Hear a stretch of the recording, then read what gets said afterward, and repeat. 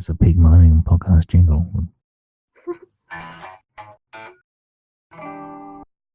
Was that an electric guitar? Yeah, it was. Yeah, sounded fucking shit, mate. Fuck you! Hello! Hello! And welcome to the Peak Millennial podcast with me, Gio.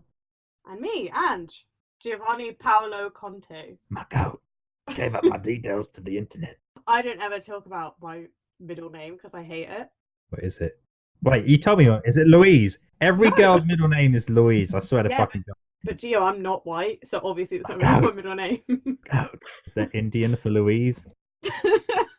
Before the last podcast, I was having a happy hairdryer time, which maybe we'll mention at some other point. And I farted and I accidentally hairdryed a fart into my face.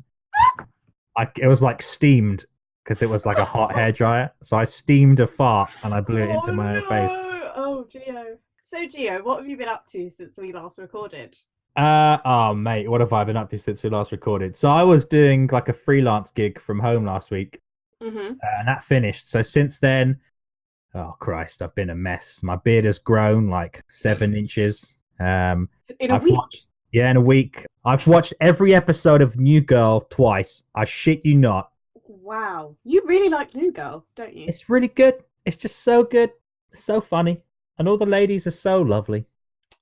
Yeah, sure. Realistically, there should be like a love life update, but holy Jesus, you're not gonna. Oh man, you won't be hearing anything from me anytime soon. Let me tell you that. Or me, There'll just man. be no intros.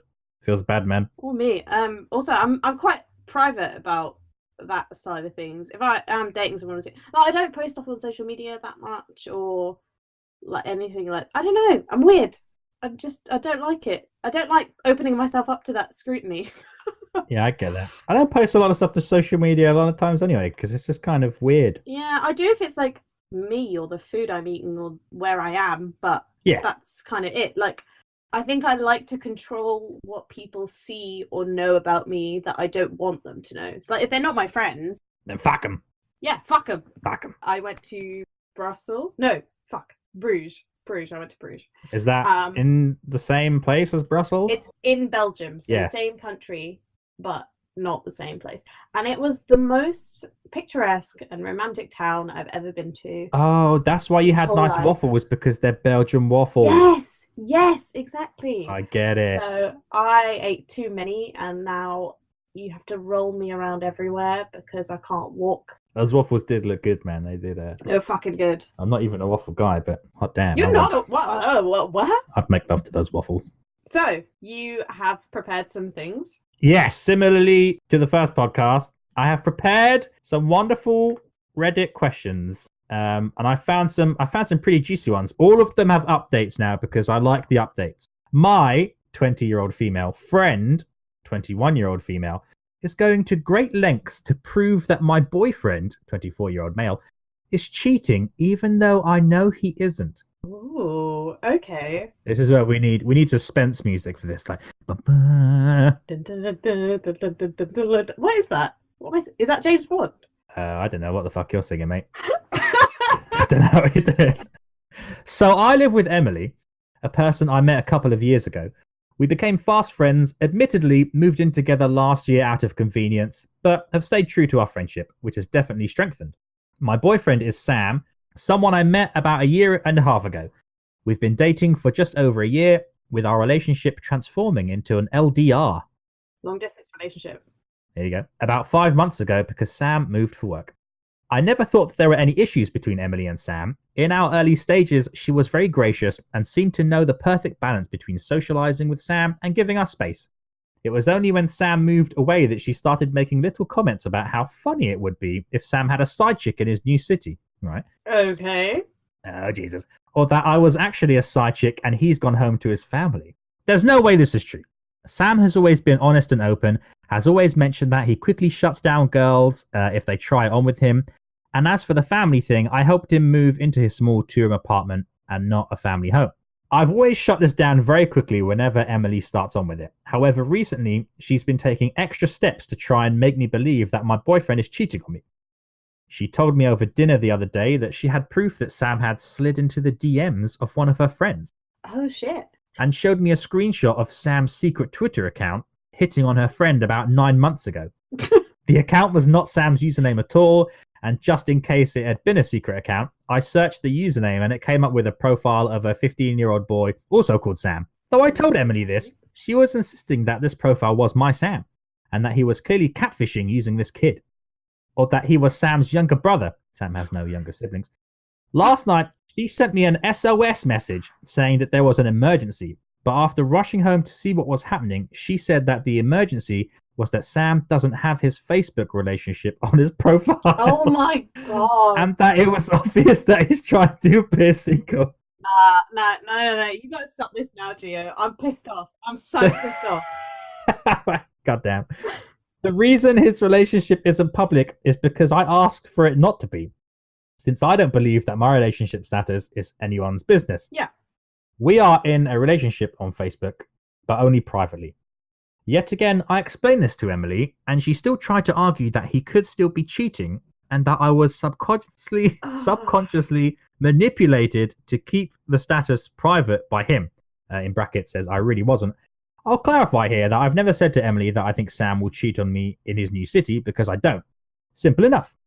It may have been that she was jealous or wanted him for herself, but she is in a relationship of her own. Her boyfriend of 2 years is over usually 2 to 3 times a week. Hello. I'm definitely going to put her on an information diet regarding my relationship. Yeah. But should I consider going further? What does going further mean? Killer. Oh, okay. Killer. I really like the term information diet. It's like she's a fat cat and you've got to start taking away her kibble. Man. So good. My least favourite thing in the whole world is people giving me opinions when I have not asked for them. Like, oh my god. Yeah, I dig that. If one of my friends is like, oh, like, blah, blah, blah, and I'm like, look, who the fuck asked you, man? Like, it's my life. That's my least favourite thing, is people policing me and being like, why have you done this? What? Because I fucking want to, bitch. Leave me alone. You know what I mean? It's my life. Exactly. That would be like some 2 fucking people on the internet trying to give people relationship advice when they never asked for it. Fucking assholes. No, that is different. They did ask for this because they put it online. Yeah, they did. You're right. I hate that. If you're mates with someone and they're in their blissful, unaware, happy relationship, and if you have like legit proof, if you've seen someone making out with their boyfriend, I want DNA proof. You know, then it's fair enough. Where are the semen samples? But if it's like, oh, you slid into this person's DMs, but it's mind your business. Why are you so invested in this other person's relationship as well? Fucking hell. Focus on your own life. Jesus Christ. Separate point. I really hate the whole thing about sliding into someone's DMs. What does that mean? It's just, how else am I supposed to talk to someone if I don't have your phone number? What am I supposed to do? Message them on Instagram, obviously. This isn't part of this thing at all, because this lady has like dismissed it. But it just sounds really sneaky and gross. Like, I'm gonna slide into your DMs later. I just want to message someone. I don't have your phone number. What am I supposed to do? I don't know. My opinion is if you want to slide in someone's DMs, do it. It's always my DMs are always open. You're always welcome to. I might ignore you. Go bold. Dick pics or go home. No. My point being in this whole thing is just like, this friend needs to fucking mind her business. Like, why is she getting so invested? Why is she getting so involved? Yeah, man, you're a really weird friend. I'm in 2 minds about it, right? Because it's like, on the one hand, I am a very protective friend. If I see someone has hurt my friend, I will hate that person regardless. This has happened to me before, where like I've been friends with 2 people and they break up, and then one of them was like really horrible. I'll fucking hate them now. Like, I'll be like, you know, we're done. Because on principle, I don't want to be friends with someone who could treat someone that they care about that way. Yeah, and on top of that, they're also your friend. I get it. Yeah. I'm very like fiercely protective, I think, of my friends. So I get that. But at the same time, you need to let people live their lives. I've seen people like my friends who've been in like abusive relationships or in a relationship with someone really shitty who treats them really badly, all that kind of stuff. But they will get out of it when they can, and all you can do is support them when they do. Right? Yeah. So it's like, this guy, maybe he is cheating on her. You don't know. Maybe this girl is so far in denial that she has no idea. But she will have to realize it for herself, and then you be the friend. Then you look out for her, right? Like, don't force your ideals onto her and what you think, because it's never going to go down well. When in the history of ever has you saying to someone, you shouldn't be doing this, ever actually worked, right? Look at Adam and Eve. That snake told him not to. Exactly. No, wait. The snake told him to do it. Shit. Yeah. God told them not to do it. Maybe he did it through reverse psychology. He was like, better not eat that apple. It's kind of unrelated, but also related. Whenever someone tells me to do something or to not do something, I'll do the opposite of what they said.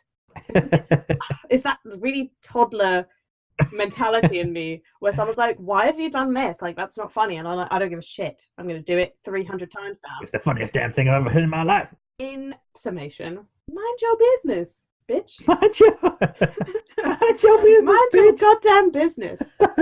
If you were happy in your own relationship and you're happy in your own life and all that kind of stuff, you wouldn't be like searching for things to prove that your friend's boyfriend is cheating on them. That's just weird. Yeah. If this was my friend and my friend was trying to persuade me that my girlfriend was cheating on me, I would get in my head though. I'd be like, shit, maybe they're all right. Maybe they're just being like a really shitty detective. I figured it out. I know what it is. Okay. Oh, the Jesus. girl, the friend, is in love with the girl. The other girl. That's why she's trying to prove the boyfriend's cheating on her. So she'd be like, but you know you can trust me. And then you've gone the old Lebanese route, I see. and then she undoes her pants. Oh. I get that feeling. I need Sam. He's so far away and I'm right here. With 2 extra breasticles. Exactly. You know what? When in doubt, go lesbian. I had to research this question, so I have read up on how it ends. But when I was first reading this, I was like in the middle of my New Girl marathon for the week.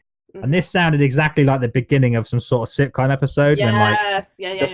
the friend is right, but they're just really shitty at trying to prove it. Yeah. You know what I mean? They're trying all these things and it's not happening. Then at the end, it's like, oh my God, I caught my boyfriend inbred with a horse. Anyway, my point was, if the friend was trying to convince me so hard, that would fuck me up in the head. Yeah. It would get in my brain. Like someone, I'd be like, God damn, maybe they're cheating on me. My friend is just a weirdo. So you gotta, as that friend, man, you have to be 100% sure. You have to be providing that proof. Yeah. You know what I mean? You have to be like, whether it's your business or not is a separate thing. You have to be absolutely concrete. Yeah. But if you're doing this, then you gotta, man, you can't, because you're messing around with people's heads there, dude. It's not a good thing. Yeah. A conclusion, baby. A separate conclusion jingle. So I posted a few days ago about my housemate Emily, who had met a After posting my original post, I sat Emily down and told her that I would not be engaging in conversation with her about Sam at all. She tried to claim it was all in my best interest to listen to her, but I did rein it in. Drama over. Until it all blew up. I got a very angry message yesterday from Emily's boyfriend calling me every name under the sun, including a home wrecker. What? I asked him what the hell he was on, and he said he knew all about how I'd been cheating on Sam and how I'd convinced Emily to do the same to him. Margot. It turns out he'd found out that Emily was on Tinder and was talking to guys and had even met up with a couple and done whatever. Oh my God. I had no clue she was doing this. Whenever she left the house for the night, she always said she was staying at her boyfriend's. I told him that I had not encouraged Emily to cheat on him. Emily was wailing on the door about 10 minutes later, saying that her ex-boyfriend had gone insane and she was only cheating because he was abusive, and she was scared about his reactions, so she said I was involved. She then said that I would understand her position if I had broken up with Sam like she wanted me to. What? I'll admit, that got my attention.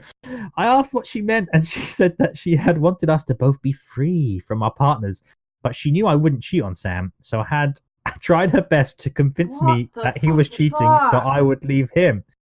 She got the door slammed in her face, even if she did want an escape from her own abusive relationship. Her non-stop attempts to persuade me to leave my boyfriend just for her own gain is enough for me to just cut her off. I didn't even wait until Emily woke up this evening to put my plan to move out into action. So TLDL, housemate who was trying to prove to me that my boyfriend was cheating was actually cheating on her boyfriend, who wanted me to join in by convincing me to dump my boyfriend. Found out from her boyfriend, who had told me that I was the one telling her to cheat on him, and I'm moving out as quickly as my legs will let me. What the fuck? So I didn't want to talk about the whole projecting angle that we could have taken because I'd read this already, but how much of a projection is that? Cheese and rice. I'm in shock. What the Unfortunately, fuck? it didn't take the Lebanese angle. I think that might have made for a nicer novel. That's where it went in my head. Yeah, your head. You're thinking films and novels. No, which is nice. I'm thinking my own private times. Your own. No, I'm joking, obviously. That's insane. That's a crazy ass bitch. That's my least favorite thing in the whole fucking world. Is someone being that selfish that they are going to manipulate their friend into doing something that they want. That's insane. That's a psychopath move. Oh my lord! And then the boyfriend's involved, and he's texting people mean things. Like, son of a bitch, you come near my girl again. If you were a friend telling me this story for the first time, I probably would jokingly say to you like, "Oh mate, that girl's projecting. She is cheating the fuck on her boyfriend," as a joke. I like to say to people and myself that life isn't a film, life isn't a sitcom. But man, you know what? Sometimes fucking is, dude. I like to think of my life as my own little sitcom, and I do all these shenanigans. But Yeah. life doesn't make narrative sense. No, life don't make any damn sense. No, and this woman is a crazy motherfucker. What? She's crazy, man. Get out of there. Oh my god. If you are not happy for your friend being happy, you are a selfish person. Like, you're just a shitty human being. Yeah, man. My friend is seeing someone new at the moment, right? And Oh. literally, it's all they talk about. But I am living for them because I'm so happy because, like, they haven't had that in a while, I don't think, and they've been through so much anguish. And, like, for them it's nice to see people happy, damn it. Yeah, look, I'm a miserable motherfucker, right? I am a shell of a human being with barely any emotions. But one thing that I have is I fucking love it when my friends are doing well and they're excelling in whatever they want to do and they're happy. Yeah. So if your own selfishness of like, I want to get out of this relationship and I want to be single, so I want my friend to be single, you're a psychopath. Yes, I'm going to destroy everything I've ever loved. Yeah, like what the fuck? You need to sort out your priorities, bro. You got to sit yourself down, man, and be like, I'm going to evaluate every point of my life, and here's what I got to do to get there. Yeah, fuck. And hopefully none of those points is, first of all, I've got to fuck up my friend's relationship. So, since releasing the first episode of the podcast, we have had a question. Thank you, listener. You're fueling the fire and passion that is our podcast, and we appreciate that. In return for that, we're going to help you with your question. Yes. So, I'm going to keep it as gender because I feel like it's relevant to the question. The gender. So, if a girl you liked went on a date with you, but she didn't bring any money or card at all, so you had to pay £70 for the date, and she didn't even offer to contribute, how offended should you be? You sent me this earlier in the week because you're like, we got a question. And I'm going to say, dude, this was the funniest shit I've read in a long time. This is the most angrily worded question. The only way this question could have been worded angrily is like, if you went on a fucking date and that stupid bitch didn't bring a fucking purse, I had to pay for fucking lobster and shit, and I didn't want to even eat lobster. I don't even like seafood, goddammit. It really made me happy, this question. I liked it a lot. All right, what do you think? G? This is a good topic on who should be paying for first dates. And I think that, I don't know. On one, you could read a lot into it. You could be like, well, this is telling me a lot about this person's values, their outlook on dating, perhaps. Mm-hmm. A bit about their personality. Now, what are you saying? Were you asking me what I do or what I think? What was the question again? I've already forgotten. The question is, how offended should you be? Listen, mate, I'd be fucking fuming if I was you. I hate that shit. What? Girls, come on, man. You can't be fighting for feminism and equality and being like, oh, you have to pay for everything and in return I'll suck you off. Like, come on, you know? What? No. What's going on? What I meant Somewhere in there, you inserted the word sucking off without me realizing you put it in until it was too late. What I mean is, right, maybe this is just me, maybe it's a personal hang up that I have, but I really don't like people paying for things for me or buying me things. Okay. The only time that I think it's acceptable is if, like, I'm out with a bunch of friends or, like, I'm out with a friend and the bar is busy, so they're like, hey, what do you want to drink? I'll buy you a drink and then I'll get the next round. Do you know what I mean? Okay, I get that, sure. I don't like, on dates, I generally don't like people paying for me. Okay, let me put you in a situation. You turn up for a date. You have brought your purse because you're a considerate person, and we will answer specifically the question that the viewer answered as well. But let me put you in this position first. Okay. You turn up, you did bring your purse because you're courteous, and a dude, he refuses to let you pay. Like, what do you do? I find it unfair. I ate food, I drank stuff. Why should I not have to pay for myself? I get that they're trying to do like a nice thing, but I don't like it. and I think Sure. it's a weird sexual currency that people use. It's weird. If they were like, no, honestly, it's fine. Like, I'll get this, blah blah blah. I'll probably say something like, oh, okay, fine, I'll get the next one or whatever. I will always insist that I am paying if I don't want to go on another date with them. Okay, hot damn. Maybe that's a thing. Then maybe they were like, I'm not even paying for this date because this sucker's just paying for my lunch and I'm getting out of here. No, I will insist that I will pay if I know I'm not going to date them again. But maybe that is a point. Then maybe they were like, getting a free lunch out of this and getting the hell home. That's probably what it is, which is really shitty as a thing. Like, yeah. The question was, how offended should you be? I don't know if you should be offended, but I think it tells you a bit about that person.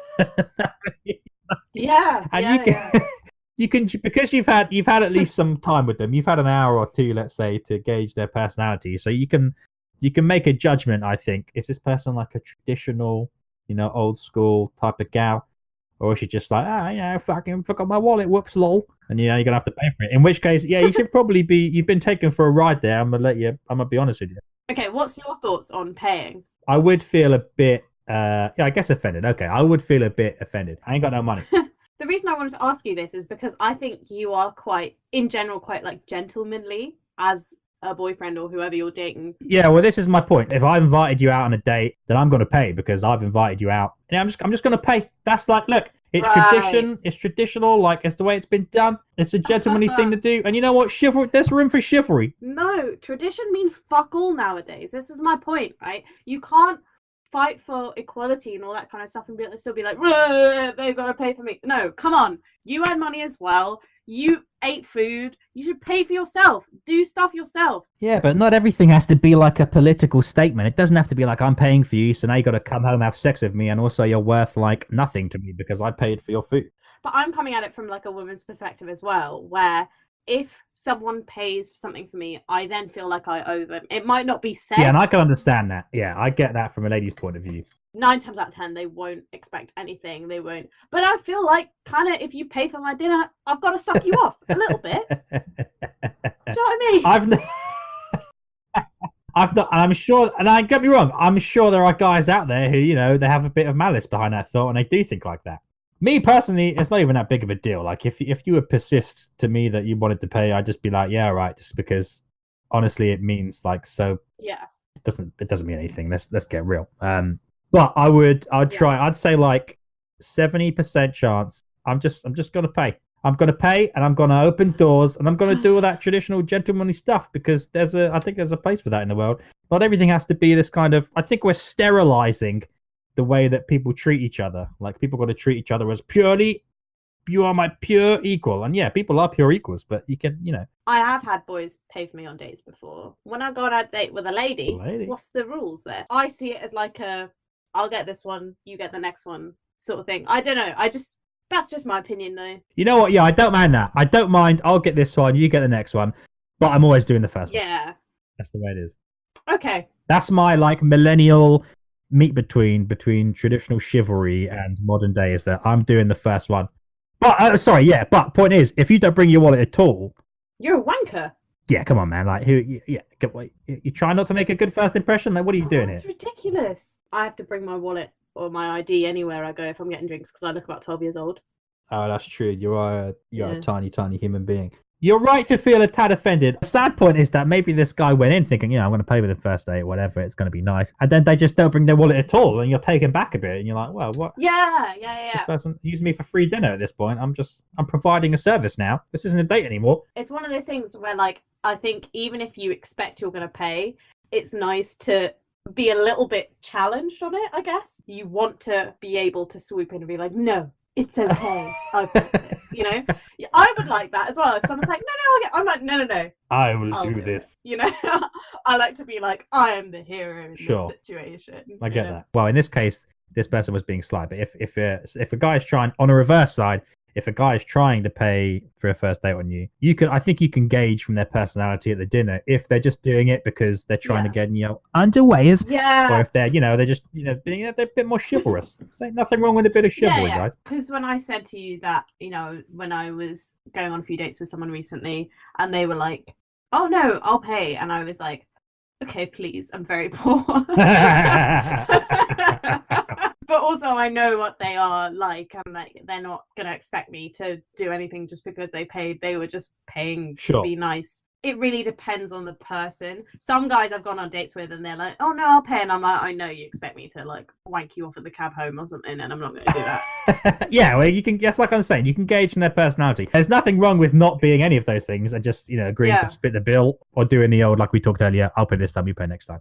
Yeah. Whatever. And then also, but if you say that, that's a kind of a good way as well to be like, oh, I'll pay this time, you pay next time, and then she goes, nah, fuck off, mate. It's not going to be a next time. You've got 8 nipples. Now I'm not seeing you again. But this is the thing, right? Is that like if you know you're not going to go on a date with the guy, and you just made him pay for everything, like, don't you feel bad? Wouldn't they feel bad? I would feel bad. As the girl or the guy? As the girl, I would feel bad if I knew that I wasn't going to go on a date with him again, and they just paid for my meal. I would feel really bad. Should they be offended? I think you should be offended because they didn't bring their purse. But in general, I know what you're like as a person. I know you probably didn't expect anything. So you shouldn't be offended that you have to pay, but you should definitely be offended that they didn't even bring their purse. What a wanker. But she probably wants to give birth on the kitchen floor. Sure, yeah, I was going to say, there is, I think there's room for chivalry, but also like it isn't, 1950 anymore. Exactly. If the girl has turned up without a purse, and unless she's speaking Old English and she's wearing pearl earrings, and everything's in black and white. That's the dream. And everything's in black and white. Then maybe you should be a bit offended. No, I'm saying. I just laughed so hard that I like twinged a muscle in my neck. Topic time. That was horrible. Fuck you. So my topic is attraction as an umbrella term. Attraction.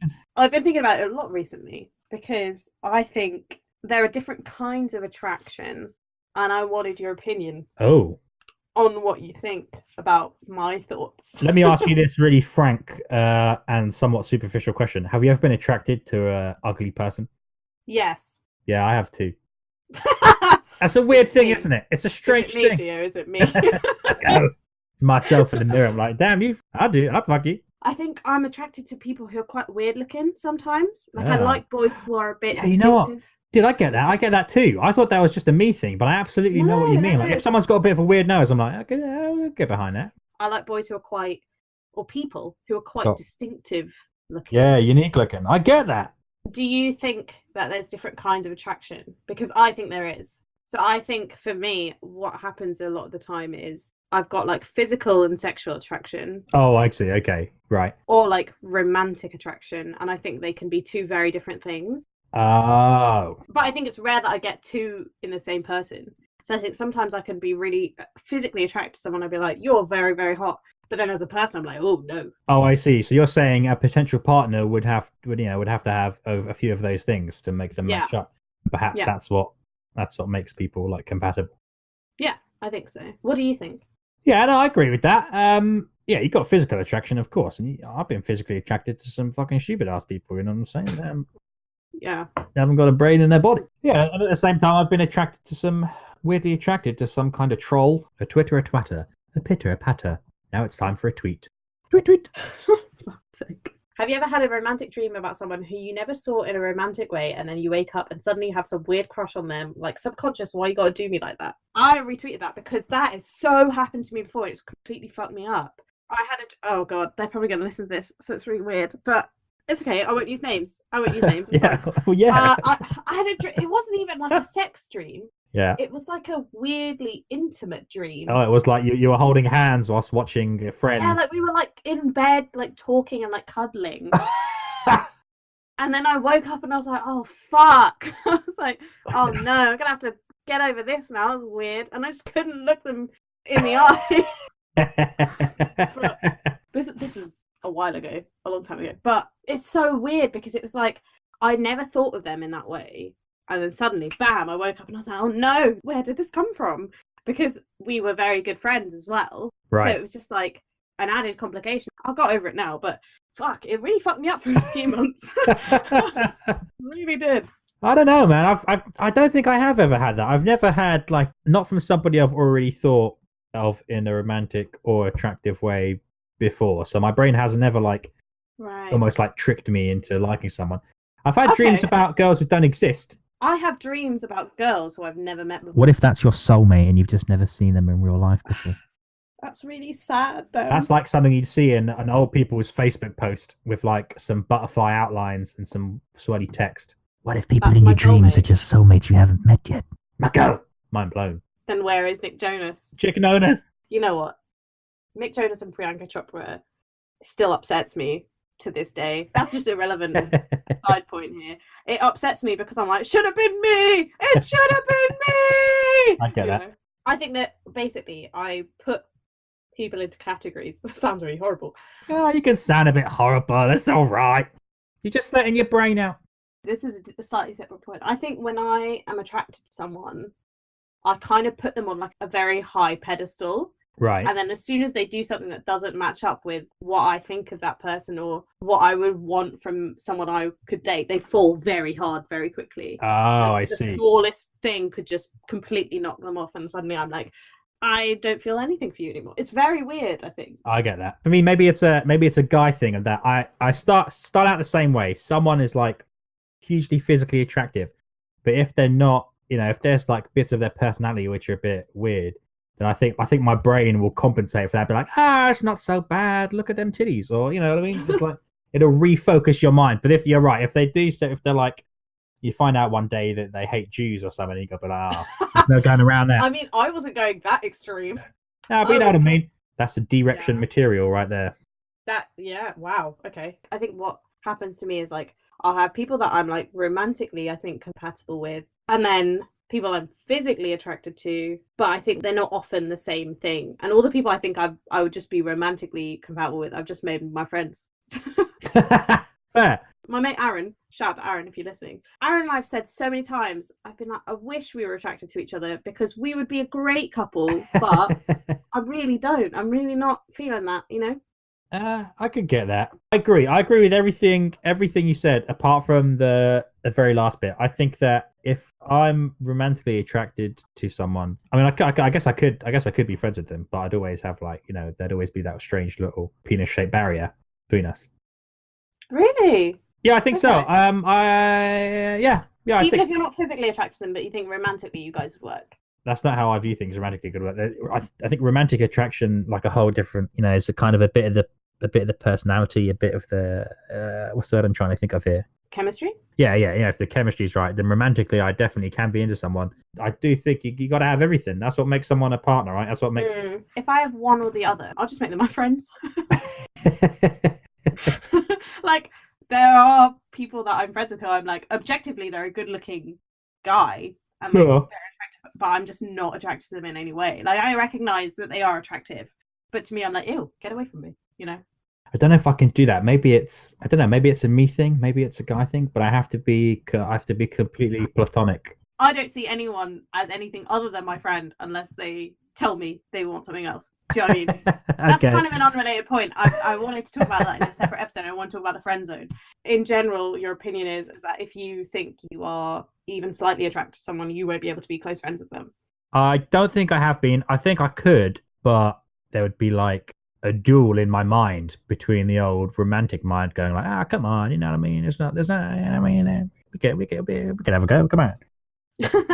or like the other mind going like, no, strictly platonic. I don't think that I could do it. It could happen, but it just hasn't happened. It's just not a thing. Okay, interesting. And I think a part of me would feel guilty about keeping them around as well, because it'd be like, am I just keeping them around because it's like, it's like a safe thing that I know that they're. I don't know. Maybe, like I said, I've never been in a situation before. No. Elaborate on that. What do you mean? Well, I don't know, because if two people can tell if they've got like a strong, chemistry or whatever, right? So keeping them around all the time, it would just be like, I don't know. And I feel like I'm stringing them on or something. I don't know.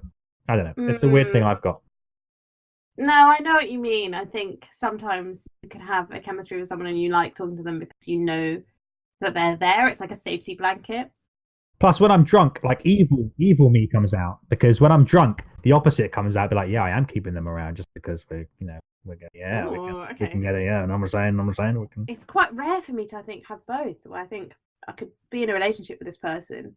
Yeah, that's good, mate. It means that you're not trying to just bang along everybody in the street. Well, I am trying to bang along. I'm damn trying. Trust me. Yeah, this is the thing, because I think I can separate the two quite well. I can separate physical stuff and emotional stuff quite well. Basically, what it comes down to is sometimes I'll be like, "Do I have feelings for this person?" And then my friend will be like, "Do you want to fuck them?" And I'm like, "No." And then they're like, "Well, then you don't." Yeah, that's a good bit of advice. I like that. That's because they learned it from me. I'll use that on my friends. If they're like, Yeah. "Oh, I don't know if I fancy them," and I'm like, "Can you imagine them going down on you?" And if the answer is no, you don't fancy them. I mean, in a kind of a weird way, that's a good advice as to whether you should start a relationship with someone. You know, you've been on 2-3 dates. Would you fuck them? Would you introduce them to your parents? Okay, think of a person in your mind Okay. who you might have romantical or sexual feelings for. Okay, have you got that person in your mind? I kind of think of a celebrity. Yeah, sure. Oh, okay.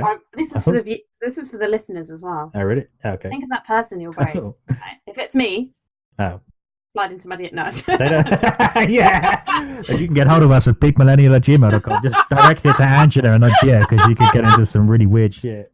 You have to have both, right? You gotta have both. I think it's very rare for me to have both. Very rare. I think I don't like someone often deeply. I'll have infatuations with people where I'm like, oh, I fancy them, and I like to think about them. But a deep, actual like connection with someone, I don't think I get very, very often. Yeah, I could get that. When I do, it's very intense. You're a fast burner. But then as well, it takes me a while, I think, to get a feel for someone in that way. But then if they do something that goes against it, it's like I can fall out of it very quickly. It's weird. I'm a weird person. My friend is the complete opposite. She likes people very quickly. She falls for people so hard and fast. And then it takes her ages to get over them. Oh, no. What about you? What do you think? Both things, physical, mental attraction, very rare thing, especially because I think I'm a bit of a giant, weird goblin nerd. Am I a fast burner? Subconsciously, I would be like, oh, I'm a fast burner, but in reality, I'm trying to be a bigger, better person. So I'd reel that in. I don't like talking about myself, not because I'm afraid of talking about myself, but I don't like being almost like I feel like it's a bit narcissistic of me to be like, well, here's why I'm single. I'm actually a fucking great person. You are a great person, Gio. Kind of because no woman will ever touch me. No. Realistically, in order for two people to work together, you have to be completely comfortable with yourself as a person, with your own life. And right now, I'm in a place where I'm trying to build myself up.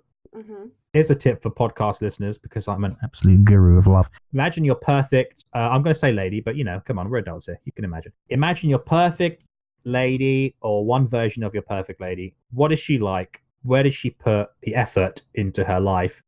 And now imagine what kind of guy, gal, whatever would she be dating? Is that where you're at in your life? And if not, then you gotta work on yourself until you're that person. You can't expect to land a great gal unless you're a great guy. I'm building myself up to be a respectable adult, so that I have something to offer a lovely lady who will come my way. Because I'm gonna be honest with you right now, I ain't got a lot to offer. You know what I'm saying? That's a very good way of thinking about things. I like that. I am just a shit of a human being, so no, you're not bad, but thanks. The side of that as well is that you have to build yourself as a person, is because if you do break up, it's a sad thing to say, but most of your relationships in your life are going to fucking fail. Sorry, friends. You're going to end up by yourself again, and if you're not happy with that foundation of yourself, then you're going to be in some trouble, man. It's like a kick in the life balls right there. So working on myself, work on yourself, get some therapy. Yeah. Sum it up. Would you date you? That's the question. That's the question you ask yourself. Would you date you? No, definitely not. Oh my, I'd rather date anyone in the world. My God. Then it's time to make yourself into someone that you would date, friend. I'm the last person I would ever want to date, because no one else is going to know what's the extent of what's going on in your head. So for me, because I know every shitty thought I've ever had about someone else or myself, I'm like, fuck no, there's no way I'm going to date myself. No way. Time to shape yourself into somebody that you'd want to date. Feel confident about yourself, girl. Oh, thanks, G. Right, how do we end this fucking podcast? Fuck off. Bye. All right, so that was the end of episode 3. Thank you all for listening. If you are still indeed listening, probably not. Thanks for listening, guys. Thank you for your questions.